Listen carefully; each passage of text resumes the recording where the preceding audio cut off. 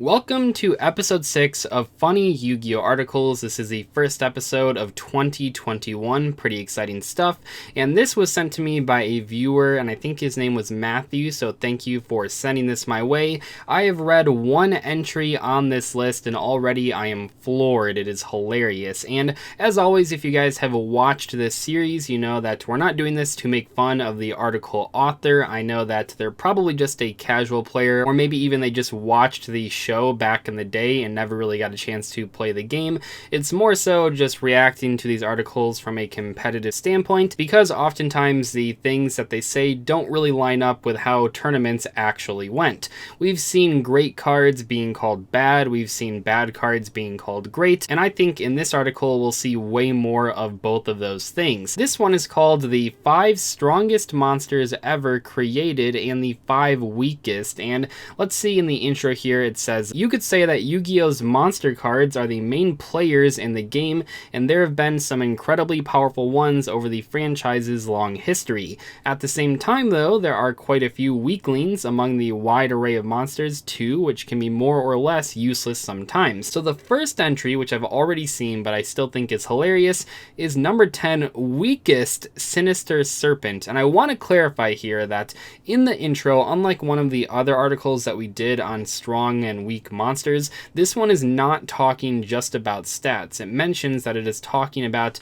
let's see, of course the game would not be complete without the monster cards, some strong in attacking or defending, and some with their own unique abilities. So it is not only factoring in stats, it is also factoring in effects. So Serpent here is pretty surprising because this card was actually good enough to be banned. It was banned for a very long time. Currently it's at 3 copies per deck, but it has a nerfed version of its original effect. I'm not really sure if this card would be strong in modern Yu-Gi-Oh, but back in its time period it was incredibly powerful, used in all sorts of decks. Let's see if it even mentions the effect. It says, during the player's standby phase, if this monster is already in the graveyard, it can be returned to the hand. Sinister Serpent's only use is that it can be a continuous meat shield or something that can be discarded if need be. I like that it says its only use and then sort of alludes to like several uses, but yeah, I suppose that is its only use, but that use is very versatile and it was really good for a long time. Strongest, Pot of Forbidden. Okay, the pot or jar monsters in Yu-Gi-Oh! Have a history of being devastating when played right, but Pot of the Forbidden might just take the cake out of all of them, which is a little bit surprising because of the banned jar monsters. I mean, you have Fiber Jar and Cyber Jar and Morphine Jar number 2 have all been banned at some point in Yu-Gi-Oh's history. 2 of them are still banned right now, actually. This one has never been banned. Maybe the author got confused because it says Pot of the Forbidden, but what does it say? An incredibly versatile effect that proves that a monster doesn't just need high attack points to be strong. While that is true just in general, I'm not sure if it's true with Pot of the Forbidden. Even when used in combination with cards like the Prediction Princess monsters, which is probably the best way to use this thing, it was never really that viable at any tournaments. Wait, what? Weakest Skull Servant? How dare they make fun of Skull Servant? Yet another monster with about the same attack potency as Karibo. I guess it does have 300 attack, but unlike that adorable Poof Ball, Skull Servant is a normal monster and therefore has no effects at all to redeem its low attack power. But once again here, as we've already set up by the fact that Sinister Serpent was at the number 10 spot as the first weakest card that they've talked about, they are not only looking at stats in this article. Compared to most of the other level 1 normal monsters, Skull Servant is actually not that bad. It is a little bit surprising that it's in this list because they even acknowledge here that yeah, it does have support in the second paragraph. But why is this card on the list then? Because it does actually have a deck, it has an entire archetype, and this is actually played in Skull Servant decks. The vanilla monster is a pretty common card to see in those types of strategies. See, now I'm just confused because I thought they were not only going to focus on stats here. This is Dragon Master Knight as one of the strongest monsters in the game.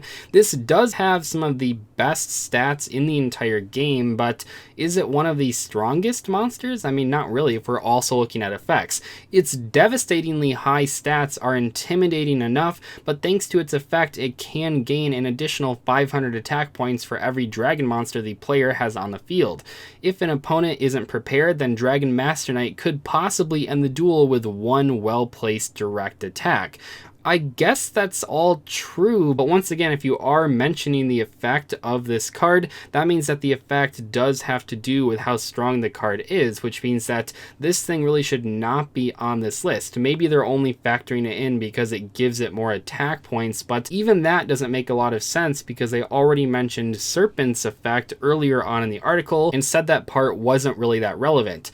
What is it with these articles where they have to put banned cards as some of the weakest cards? How hard is it just to check if a card has gotten banned throughout Yu-Gi-Oh's history? Why was Spellbook of Judgment in the last article that we read? Why is Serpent in this article? I really just don't understand. Aren't there like plenty of normal monsters that have like 200 attack or 100 attack? Why are we going over all these 300 attack normal monsters? I mean, I'll agree here, Dancing Elf is probably one of the weakest cards in the game, but what's the point of telling people that? I mean, who really cares? We all know that garbage normal monsters are garbage monsters, but who really needs to read it in an article? See, now we're continuing on with talking about cards that have high attack points. Why is FiveHeaded Dragon on this list unless they are only focusing on the biggest stats in the entire game? FiveHeaded Dragon isn't a terrible card, it has seen competitive play, but it's not really anywhere near the strongest cards in the game if you are factoring in not only attack and defense stats,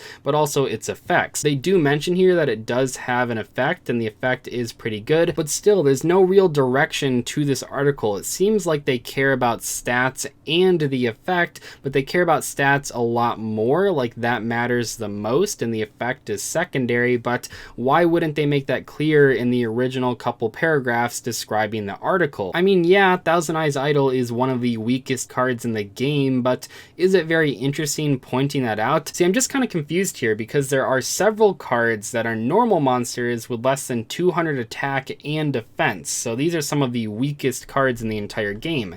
Thousand Eyes Idol is bad, yes, but pretty much all of these cards, besides maybe Hieratic Seal, I suppose, are probably worse than Skull Servant and Dancing Elf. I mean, Dancing Elf isn't great by any means, but why are these cards not on the list if you're only looking at stats? Why is Serpent on the list at all if you have these cards to choose from? I just don't really understand it. Unsurprisingly, Exodia is mentioned very positively in this article. If there's one thing that I've learned after reading a lot of these articles, it's that they really like Exodia just in general. So this one isn't too shocking. We've talked about this card time and time again. I even have an entire video why nobody plays Exodia. The card itself is very iconic, and I think it's a very important card for Yu-Gi-Oh's history, but in terms of tournament play and even really casual play, the card has never really been that powerful. Weakest, Fusionist, which means that they think this is one of the worst cards in the entire game, right? This is the highest, weakest card in the article, so this is very strange to me. The card itself actually has seen play as an instant fusion target, which maybe isn't super fair. I mean, I'm not saying this card is like great. You would never summon it normally, but there are tons of cards, even with better stats than this thing, that have seen no play in Yu-Gi-Oh's history, so why is this thing like the #1 weakest monster in the article? I just don't really understand. How is this thing, the level 5, 100 attack, 100 defense monster, not on the list? Is it just because it has Union support? I mean, if we're looking at outside support, then Skull Servant and Serpent should not have been on the list in general, but I just don't really understand how this thing, or a lot of these cards, did not make it into this article. But Fusionist, a card that actually has seen some experimentation, some success, how this thing is seen as the #1 weakest card according to the author. Fuck you.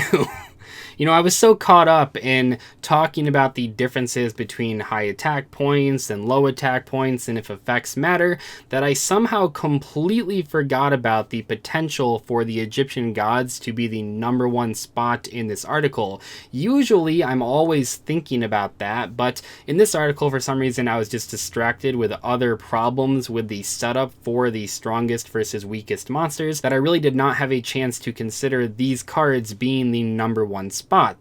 Am I surprised? I mean, not really, especially with Exodia being the number 2 strongest card that they mentioned, but I am disappointed that it seems like every single one of these articles that talks about strong monsters has to put Exodia and the God cards in the article. Maybe it's like the opposite of my channel, where it's like, for them, maybe if they don't write about these cards, they get angry commenters from like old school fans that say, where are the God cards, or where is Exodia? Who really knows? I mean, that might actually be the case. Is anyone really commenting on these articles? I don't really know. But anyway, that is all for today's video, episode 6 of Funny Yu-Gi-Oh! Articles. I'll see you in the next video. Goodbye.